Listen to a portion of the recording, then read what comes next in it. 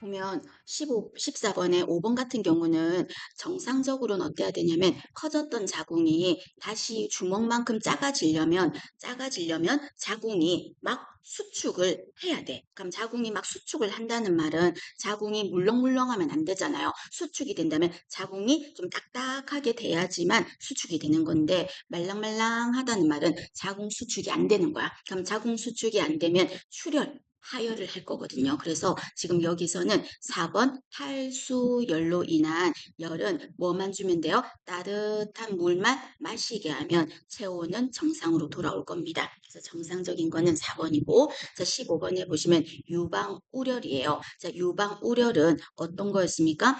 젖은 아끼면 안 된다 그랬죠. 젖은 아기를 자꾸 먹이고 남은 젖은 비우고 그래야지만 주인님 몸이 젖이 필요하구나 싶어서 자꾸 만든다 그랬어. 그럼 이게 젖이 아껴가지고 땡글땡글하게 부은 거. 그 종창 생기면서 아픈 거 그게 바로 유방우렬 유방종창이라고 했는데 이 경우에 자 키워드는 잘 보셔야 돼요. 문제를 수유부라고 한다면 젖을 먹일 거잖아. 그래서 유방우렬일 때 젖을 먹일 사람인지 젖을 안 먹일 사람인지에 따라서 간호가 달라지니까 그럼 더 많이 묻는 거는 수유부를 물어볼 건데 수유부한테는 어떻게 해야 될까요? 젖을 먹일 거니까 가슴 유방이 어때 돼? 좀 편안하게 있어야 되겠죠. 그런데 1번에 보면 탄력 붕대로 꽉 싸매버리면 젖을 안 먹일 사람한테만 그러는 거지 수유부는 산모용 브래지어로 편안하게 해줘야 되겠죠. 1번 X. 그 다음에 두 번째, 유두에 자극을 주면 젖이 더 잘 나와요. 유두 자극을 주면. 그래서 약간 마른 수건 같은 경우로 유두를 까칠까칠하게 좀 자극을 주면 젖이 더 나와. 그럼 거꾸로 말하면 3번, 유두 자극을 안 주면 젖이 안 나오겠죠. 그럼 3번도 비수유부한테 이렇게 해야 되겠죠. 세 번째, 자, 젖을요, 자꾸 자주 짜주면 젖이 더 잘 나와요. 주인님이 젖이 필요하구나 느껴서. 그래서 보통 몇 시간 간격으로 짜주면 좋냐면요, 3시간 간격으로 짜주면 좋고요. 그리고 자주 모유 수유를 해야 되는 겁니다. 모유 수유를 해야 돼. 그런데 4번은 유즙을 짜서는 안 된다. 이래 말했다면 이거는 수유부가 아니라 비수유부에게 하는 간호가 되겠죠. 그리고 이때 유방 우려이 있으면 엄청나게 아프거든요. 그럼 아픈데 이때 엄마가 젖을 먹일 거면 아무리 아파도 진통제를 복용하면 안 되겠죠. 애기한테 갈 수 있으니까. 그런데 5번에 보면 가벼운 진통제를 써도 된다 이래 말했다면 이거는 비수유부가 되겠죠. 그리고 수유부는 어떻게 해야 된다? 젖이 잘 나오게 하려면 4번에 보시면 일단 아픈 부분을 얼얼하게 안 아프게 해야 돼. 그래서 처음에는 뭐 한다? 찬물 찜질을 하겠다. 그리고 나서 따뜻한 찜질을 하면 어떻게 된다? 풀리면서 젖이 짰을 때, 마사지 했을 때 잘 되겠죠. 그래서 결론은 찬물 찜질을 먼저 하고 더운 물 찜질을 한다는 거. 봐주실 것. 자, 그 다음에 16번입니다. 자, 16번은 여러분, 대동맥을 통해서 전신에 혈액을 보낸대요. 어디서? 좌심실이죠. 제가 설명 더 안 합니다. 기억을 하실 거. 그 다음에 17번에 보면 영아 발바닥 나왔어요. 제가 발바닥 하면 무슨 반사라 그래서 바뱅스키 또는 바빈스키 이렇게 말했죠. 그래서 발바닥 하면은 바빙스키 그렇게 기억을 하시고 자, 그러면 여기 그림에서 볼래요? 그림에서 보시면 여기 요 그림은 지금 바빙스키 반사는 어떤 거예요? 요거잖아요. 발바닥 자극을 줬더니 아이가 발을 쫙 폈다가 웅크리더라 하면은 바빙스키 반사고 이 반사는 어떤 특징이 있어요? 가장 늦게 소실된다. 그래서 17번 옆에 적어놨죠? 가장 늦게 없어지는 반사가 뭐다? 바빙스키. 언제 없어집니까? 12개월 정도 되면 소실된다는 거. 바빙스키. 그다음 이거는 뭐예요? 첫 번째 요 그림을 보세요. 첫 번째 요 그림은 아기가 어떻게 하는 거예요? 이렇게 팔을 벌려서 두 팔을 안을 자세를 하고 있죠. 이 반사가 뭐예요? 1번에 있는 모로 반사라는 게 요 반사가 되겠죠. 그럼 이 반사는 어떤 특징을 기억해야 돼?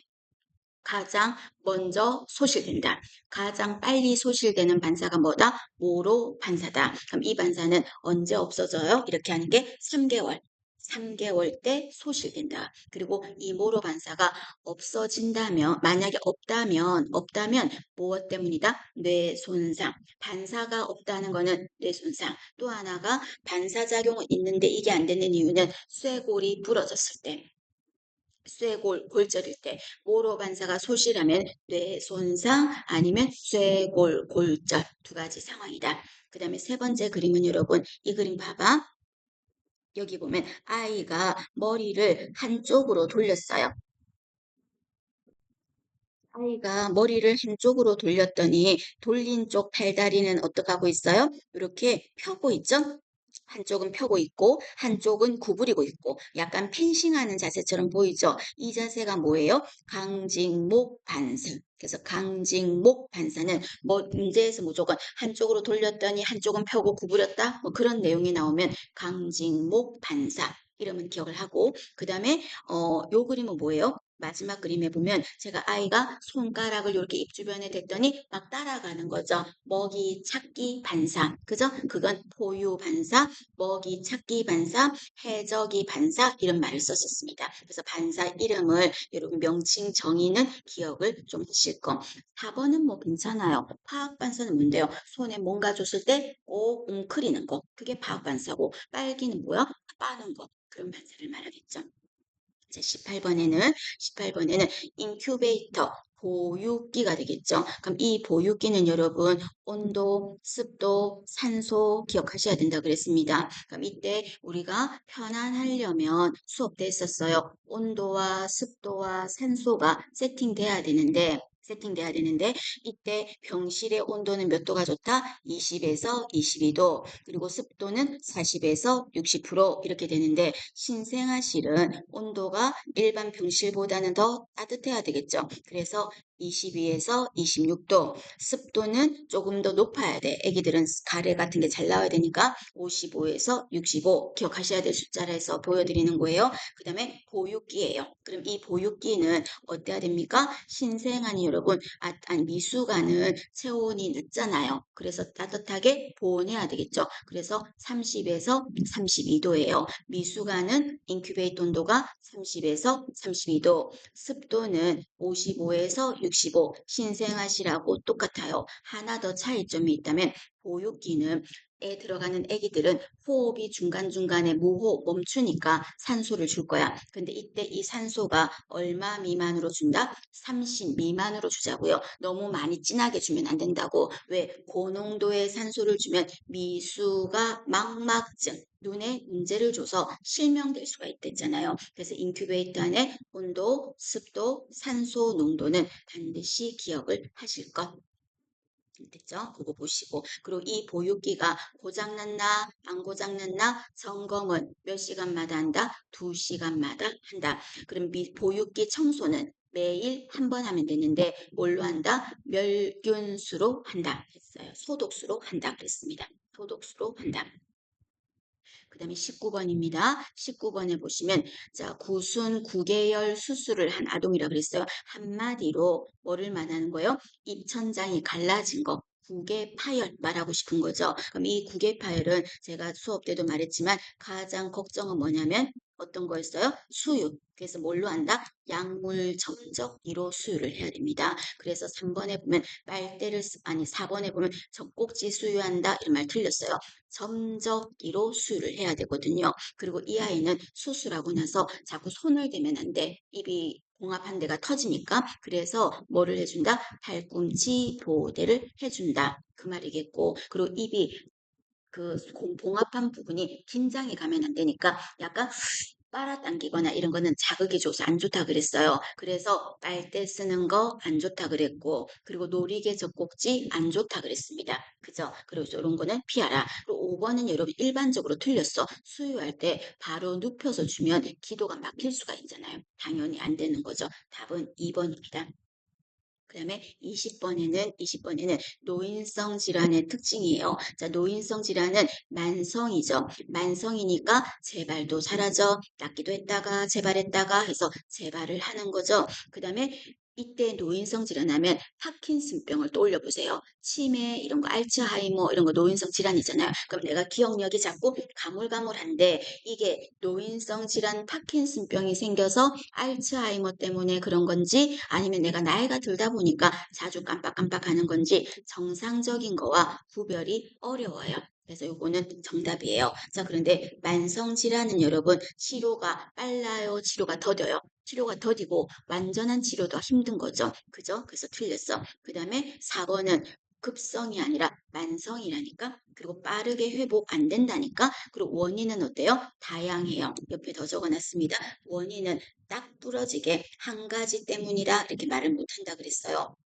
그리고 질병이 한 가지만 있는 게 아니라 만성 질환은 노인성 질환은 두 가지 이상을 함께 가지고 있고요. 그리고 아까 기억력이 자꾸 가물가물하는 게 특징이라 그랬죠. 그래서 그런 의식이나 정신장애를 가지고 있을 수도 있습니다. 하는 것까지 기억을 하실 것. 그 다음에 21번은 노인에게 가장 흔한 정신질환이 뭐였다? 노인의 우울증인데 우울증은 정신력으로 화이팅 한다고 되는 게 아니라 그랬고 누가 더 많다 그랬다? 여자가 더 많다 그랬고 왜? 소득이 낮은 사람한테 더 많이 생기니까. 그리고 또 5번에 보면 노인의 우울증은 치료가 잘 안 돼요. 그래서 가장 좋은 거는 뭐다? 예방이에요. 근데 5번에 보면 예방보다 치료가 우선적이다. 그래서 틀린 겁니다.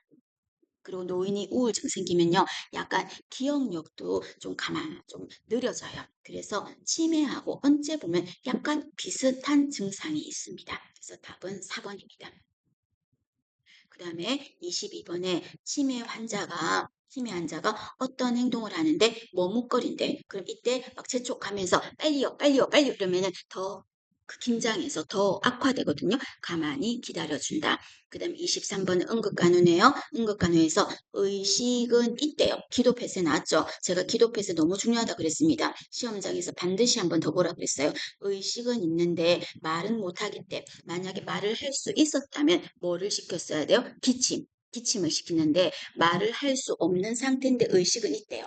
의식까지 없었다면 심폐소생술 있어야 돼. 근데 의식은 있는데 말을 못하는 상태. 그럴 때는 뭐부터 한다? 등 두드리는 거. 그죠? 몇 번에? 5번. 그 다음에 또 뭐 한다? 다음에 복부 밀어내는 거 5번. 그래서 이 성인에게서 기도 폐쇄가 일어났을 때 어떻게 하는가 하는 거는 지난번에 말씀 수업 때도 했었습니다. 그래서 성인에게 일어났을 때는 119 신고한 다음에 만약에 기침을 할 수 있는 사람이라면 어떻게 했죠? 기침하게 하고 기침을 할 수 없다면 등 5번 두드리고 그 다음에 하임리히법을 다른 말로 복부 밀어 올리기 하는 거 밀어내는 거 5번 등 5번 복부 하임리히법 5번 성인한테는 반면 소아한테는 어떻게 합니까? 소아가 아니라 영아한테는 어떻게 합니까? 의식 확인해야 되겠죠. 그 의식 확인 뭘로 한다? 발바닥 중요하다 그랬습니다. 발바닥을 자극을 줘서 의식을 확인해요.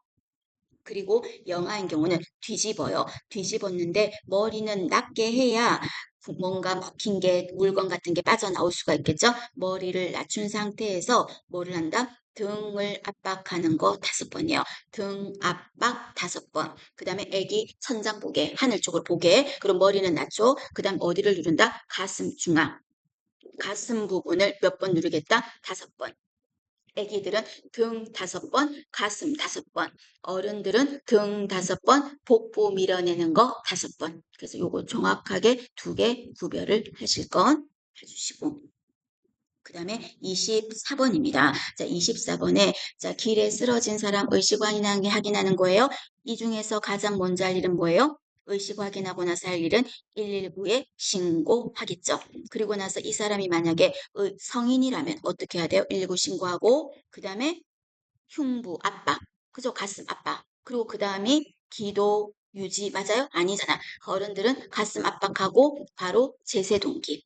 애들은 어떡할까요? 소아들은 가슴 압박하고 그 다음에 기도 열고 그 다음 뭐 한다? 인공호흡 하는 거죠. 그거 여러분 응급간호에서 다루었습니다. 성인에게 할 때, 영아나 소아에게 할 때 차이점이 성인은 흉부 압박하고 자동심장 충격기, 영아나 소아인 경우는 흉부 압박하고 기도 열고 인공호흡하고 마지막은 똑같이 자동심장 충격기 이렇게 한다는 거 봐주시고요. 자, 그 다음에 25번입니다. 25번에 열경련이라고 했죠. 자, 열경련이 여러분 어떤 특징이 있어? 심한 발한. 그죠? 심한 발한으로 무엇을 잃어버렸다? 염분을 잃어버렸잖아요. 그래서 열경련일 때는 잠깐만. 열경련일 때는 어떻게 한다? 다량의 발한으로 염분을 잃어버렸기 때문에 소금물을 주고 이온 음료를 주는 거. 그리고 또 경련으로 뻣뻣해지니까 근육 마사지 이런 거고. 열사병인 경우는 체온 조절 중추, 얼음물, 차가운 관장 이런 거가 들어가야 되고 열피로 하면 뭐가 들어가야 돼? 강신제. 그죠? 열에 지쳐서 심장이 지쳤으니까 심장에다 빡 바카스를 주는 거니까 뭐다? 강신제를 주는 거는 열피로 열허탈이라는 거 이렇게 정리하시고요.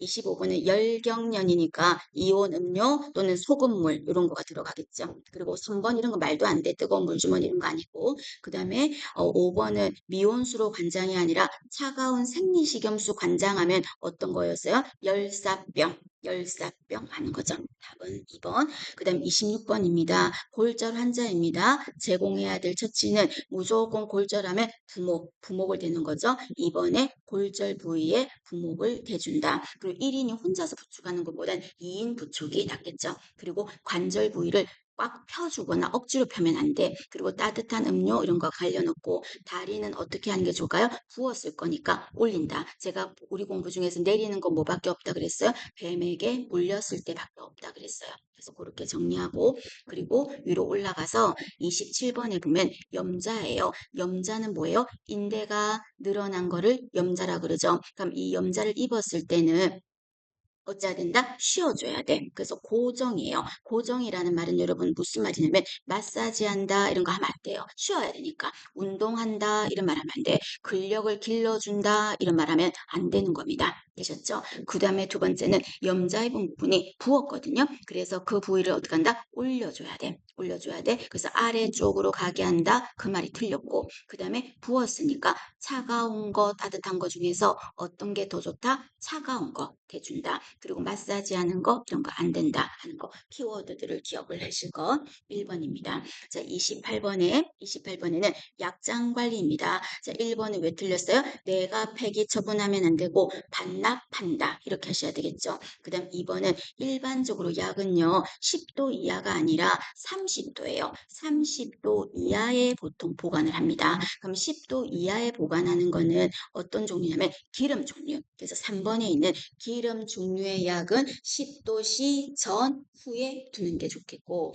일반적인 약은 30도예요. 자, 그러면 냉장 보관해야 되는 약은 어떤 게 있었어요? 요 밑에 제가 적어놨죠? 혈청, 백신, 그리고 결핵 알아보는 테스트 할 때 시약, PPD, 인슐린 이런 거는 어디에 보관한다? 2에서 8도 냉암소 보관한다. 그러면 실온에 보관하는 것도 있었거든요. 그럼 실온에 보관하는 거는 좌약이라든지 생리식염수라든지 그리고 또 간에서 추출한 물질, 알부민 이런 것 등은 전부 다 실온 보관이다 하는 거죠. 다 까먹는다면 냉장 보관하는 거 기억하세요. 혈청, 백신, 인슐린, PPD 이런 거 2에서 8도 냉암소 이렇게 기억을 하실 것.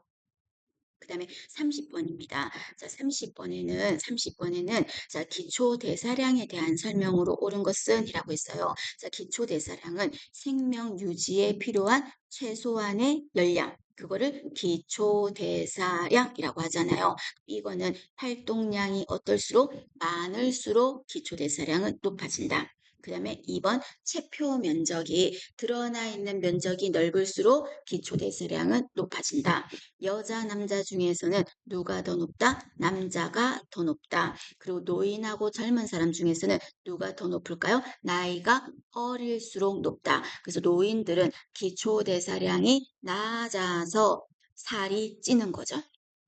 그 다음에 5번 수면 상태에서는 기초대사량이 낮다. 이렇게 할 써야 되겠죠. 낮다. 그죠? 그래서 기초대사량 알아보시고 그럼 이 기초대사량은 금식해요? 안 해요? 금식해요. 기억하세요. 기초대사량은 금식을 한 상태에서 검사가 이루어질 거고 기초대사량을 측정했다면 이 사람은 어떤 질환이 의심한다? 갑상선 질환자. 그래서 갑상선 질환자들한테 이 검사가 이루어지겠다 하는 겁니다.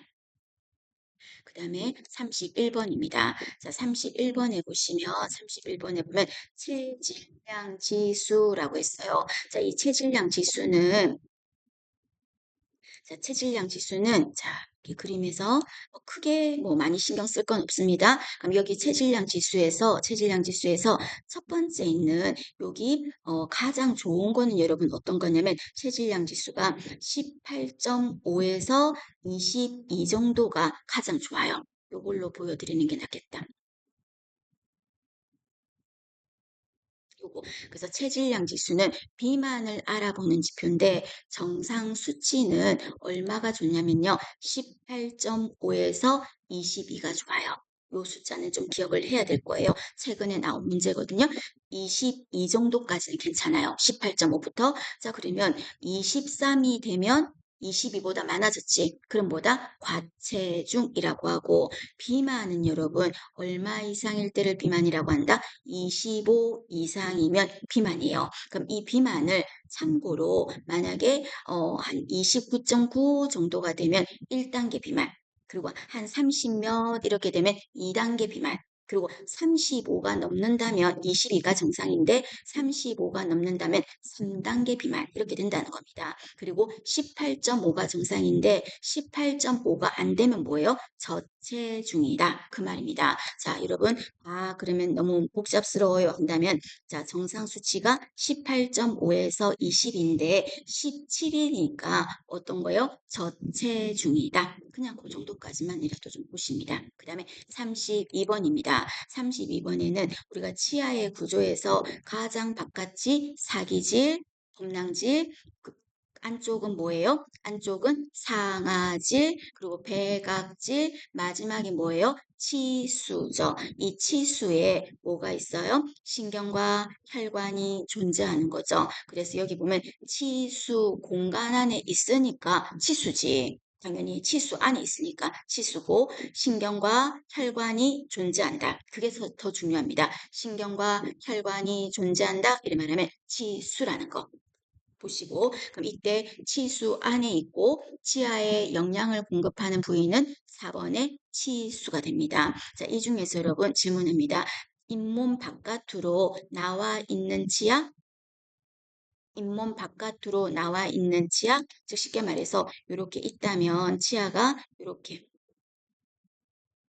있을 때 요 잇몸 바깥으로 여기 나와 있는 부분, 여기 잇몸이잖아요. 잇몸에 요 나와 있는 요 부분, 요 부분을 뭐라고 해요? 요 부분은 치관. 그래서 치관은 잇몸 바깥으로 나와 있는 부분이 치관이고 치근은 어디예요? 잇몸 안에 있는 이 부분, 잇몸 안쪽에 있는 이 부분은 뭐라고 한다?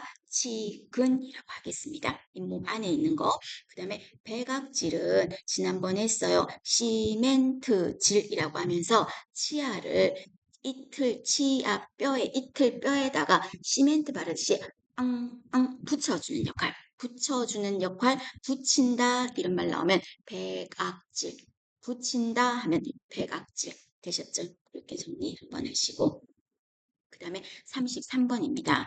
자, 치과 문제가 요 지금 나온 문제를 종합하다 보니까 좀 우리가 좀 구석대기, 지엽적인 문제들이 좀 많죠. 그래서 이런 문제만 두 문제가 나오진 않아. 이거 전부 다 짜깁기 한 거라서 여러분 이 문제만 두 문제가 나온 건 아니에요. 아셨죠? 그래서 너무 겁먹지 않으셔도 됩니다. 자, 33번은 치아 삭제를 할 때, 자, 여기서 키워드는 와동벽을 매끄럽게 한대요. 와동이 뭐였어요? 구멍. 치아에 막 긁어낸 자리 구멍 난 데 있죠. 그 구멍 부분이 뭔가 충전하는 재료를 넣으려면 그 주변 벽이 매끈매끈해야 안에 삽입해서 붙이기가 좋겠죠. 그래서 그 구멍, 와동이라는 그 구멍을 매끈하게 하려면 뭔가 끌어줘야 돼. 그래서 뭔가 매끈매끈하게 이렇게 발라주는 거, 발라준다고 해야 되나? 쓸어주는 거? 이런 역할을 하는 게 뭐가 한다? 끌이라는 게 한다 그랬어요. 끌 하면 여러분 와동벽을 매끄럽고 평평하게 시멘트 바르듯이 평평하게 해주는 게 무슨 도구다? 끌이라는 도구입니다. 시험에 나왔어요. 그 다음에 여기서 여러분 버는 무슨 일을 해? 버는 뭐냐면 오식병소를 제거하는 거예요. 썩은 부분을 긁어내야 되잖아. 그럼 썩은 부분을 긁어낼 때 큰 덩어리를 긁어낼 때는 제가 수업 때 긁어내긴 하는데 큰 덩어리들을 긁어낼 때는 그리고 큰 덩어리 걷어내고 나면 짜잘짜잘한 찌끄러기들을 또 긁어내야 되겠죠. 긁어내야 되겠죠. 작은 조각들 그런 찌끄러기들을 긁어낼 때는 숟가락으로 좀 이렇게 긁어내자. 숟가락으로 스푼, 익스카베이터 두 가지가 전부 다 오식병소를 제거하는 건데 큰 덩어리는 버로 긁어내고 찌끄러기들은 스푼, 익스카베이터로 긁어낸다. 그 말입니다. 그리고 나머지는 괜찮아요. 자, 그 다음에 하나 더 나온 거를 추가한다면 어떤 게 있을 수 있냐면 여기 밑에 보니까 치아를 들어 올렸다 이 말 있죠. 그럼 치아를 들어 올렸다 이 말은 어떻게 하냐면 치아를 빼기 위해서 먼저 국소 마취 리도케인을 하고 나서 치아를 끄떡 잡고 두는 거야. 여러분 땅을 팔 때 삽으로 박은 다음에 들어 올려야 되잖아. 그죠? 그것처럼 지렛대 역할을 한다. 치아를 들어 올려서 삽으로 파듯이 지렛대 역할을 한다. 이래 말하면 어떤 게 한다? 엘리베이터예요. 엘리베이터 하는 게 기자라고 돼 있는데 지렛대 역할을 한다. 올라가듯이 팍 하는 거. 그런 거를 엘리베이터라고 한다는 거 시험에 나왔습니다. 정리하고 자, 그 다음에 34번입니다. 34번에 진하게 약을 달였대요. 뭘 넣고? 뭐 물하고 뭐 넣고 끓였죠. 그래서 계속 끓여서 진하게 됐어요. 거기에다가 설탕이나 꿀까지 넣어서 농축시켰어요. 그래서 어떤 상태가 되냐면 반유동 상태. 그럼 반유동 상태 하면은 완전히 물은 아닌 거죠. 이런 게 바로 뭐다? 고제라고 합니다. 그래서 고제는 끓여서 졸여진 거, 경옥고 같은 거예요. 자, 그런 형태를 뭐라고 한다? 고제. 그래서 졸여서 은근히 졸여서 걸쭉해진 상태, 반유동 상태, 고제예요. 자, 이번에는 마른 약재를 세말이라는 건 가루로 빻아서 채로 친 거. 그러면 완전히 보들보들한 가루약이 되겠죠. 그런 약은 뭐라고 해요? 산재. 그리고 환으로 만든 거, 우왕청심환. 이렇게 막 뭉친 거, 그걸 뭐라고 한다? 환제. 그리고 물을 넣고 끓여서 짠 거는 당제. 알약은 정제. 좌약의 형태로 만든 거는 뭐라고 할까? 좌제. 좌약의 형태로 만든 거는 좌제. 이런 말을 하는 거예요. 이때 급성 질환에는 뭐가 가장 좋다? 급성 질환은 당제가 좋아요. 그래서 급성 질환은 당제기 때문에 급성 질환은 당제. 그럼 만성 질환은 뭐가 좋아요? 환제. 만성 질환은 환제 이렇게 생각하셔야 됩니다. 이렇게 정리하시고 그 다음에 35번에서는 육부라 그랬어요. 그러니까 우리가 육부라고 한다면 어디가 들어갑니까? 했을 때 6가지잖아요. 근데 그 6가지인데 자 비장과 함께라 그랬어요. 그럼 비장과 함께라면 5장이 어떤 건데요? 5장은 여러분 여기 적어놨어요. 간, 심, 비, 배, 신. 그죠? 간, 심, 비, 배, 신 해서 5가지야. 그럼 이 5가지가 육부와 매칭되는 거. 하늘, 땅, 남자, 여자, 음과 양 이런 식으로 매칭되는 관계를 표리 관계라고 했었죠. 그때 간은 담즙을 만드니까 그 담즙을 저장하는 곳이 어디예요? 담낭. 그래서 간과 표리 관계에 있는 거는 육부 중에서 뭐였다? 담낭이었어요. 그 다음에 비위상해 이렇게 말한다 그랬죠. 비위상해. 그래서 5장에 있는 비장 그리고 육부의 위 이 2개는 표리 관계 비위상해 이렇게 생각. 기억하시고, 그 다음에 세 번째는 소변을 만드는 게 오장 중에서 신장. 그 만들어진 소변을 저장하는 곳은 육부의 방광. 그래서 신장과 방광은 표리 관계. 됐죠? 그리고 또 신장은 어디와 관련이 있다? 소장하고 관련이 있다. 이렇게 말했고, 폐는 제가 삐쩍 말랐다 그래도 예민해서 그러면서 가민성 대장염 이런 식으로 표현했잖아요. 그래서 폐는 오장의 폐가 있다면 육부에는 뭐가 있다? 관련 있는 게 대장이라는 겁니다. 그럼 지금 육부인데 6개라 해야 되는데 1, 2, 3, 4, 5에 보면 육부가 5개밖에 안 적혀 있네? 그럼 여기에다가 하나가 더 뭐가 들어갑니까? 몸뚱아리를, 내 몸뚱아리를 3구역으로 나누었다 그랬죠. 그래서 가슴 쪽의 위에 부분은 상초, 배 윗부분은 중초, 배꼽 아래는 하초 이렇게 나누었어요. 이거를 뭐라고 합니까? 3초 이렇게 말했죠. 그래서 육부는 소장, 대장, 방광, 위 그리고 담 하나가 더 3초까지가 들어갑니다. 정리하시고 그 다음에 여기까지가 여러분 무슨 문제냐면 기초간호학이었어요. 기초간호학 여기까지가 기초간호학. 그럼 36번부터 50번까지는 뭐예요? 보건간호가 되겠죠. 보건간호. 그럼 이때 36번 문제를 보시면 노인에게 체조 영상을 보여줬대. 그럼 왜 보여줬어요? 그거 보고 따라하라고 보여준 거잖아요. 그 기술 보고 어떻게 하는지 따라하라고 보여준 거잖아요. 그럼 여기서 보건교육의 효과는 뭐가 된다? 지식이 아니잖아. 뭔가 강연을 하거나 했으면 지식이지만 지금은 영상을 보여줬다는 말은 따라하라는 거니까 기술을 가르친 거죠. 그래서 보건교육의 효과로 오른 것은 기술인 겁니다. 되셨습니까? 그럼 이때 보건교육을 했을 때 바람직한 변화 순서 한 번만 읊어볼까? 보건교육을 했을 때 변화 순서 어떤 변화가 먼저 일어나는 게 좋아요? 처음에는 지식의 변화. 그래서 머리에 뭔가가 들어가야 된다 그랬죠? 지식. 그 다음에 두 번째가 어떤 변화가 일어나야 돼? 담배 피우면 안 돼요 라고 가르쳐 줬으면 담배 피우려고 하다가도 아이고 나한테 안 좋다 그랬지. 내가 혈압이 있으니까 손이 갔다가도 어떡한다? 그냥 참아요. 그게 바로 뭐다? 태도가 바뀔 거야. 태도가 바뀔 거야. 그래서 태도가 바뀐 거는 5개 비필 때 3개 비피는 거니까 끄는 건 아니에요. 근데 좀 바뀌는 거예요. 그러다가 계속 가르치고 하면 이제 어떻게 한다? 안 핀는 게 습관이 드는 거지. 습관이 마지막에 일어나는 거예요. 그럼 이 습관은 혹시 보기에서 실천의 변화, 그래도 맞는 말? 그리고 또는 행동의 변화 이렇게 말해도 맞는 말이에요. 결론적으로 보건교육의 바람직한 변화 순서는 지식, 그 다음에 태도, 그리고 습관의 순서로 일어나는 게 좋겠다. 그 중에서 초등학생은 이 중에 어떤 변화가 되게 잘 일어날까? 태도의 변화가 가장 잘 일어난다. 그렇게 하면 안 된대. 이렇게 금방 배우는 거죠. 태도의 변화가 잘 일어난다. 이거 같이 보실 것.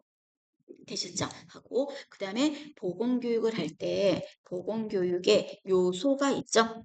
그럼 보건교육을 하려면 요소를 갖춰야 되는데 일단 누가 있어야 돼? 가르치는 자가 있어야 되겠죠? 교육자. 있어야 되겠죠? 그러면 교육자만 있고 아무도 안 배우면 교육은 이루어질 수 없잖아? 그럼 누가 있어야 돼? 교육을 받는 자, 피교육자. 그 말은 다르게 말하면 학습을 하는 자, 학습자가 있어야 되겠죠? 그리고 그럼 교육자가 있고 배우는 사람이 있는데 교육은 안 하고 반찬 뭐 해 먹을까? 그 반찬 어떤가? 이런 얘기만 하면 보건교육이 아니잖아요. 그럼 이제는 건강과 관련된 교육 내용이 있어야 되겠죠. 그래서 이 세 가지가 보건교육의 3요소가 되겠습니다. 되셨죠? 이렇게 봐주시고.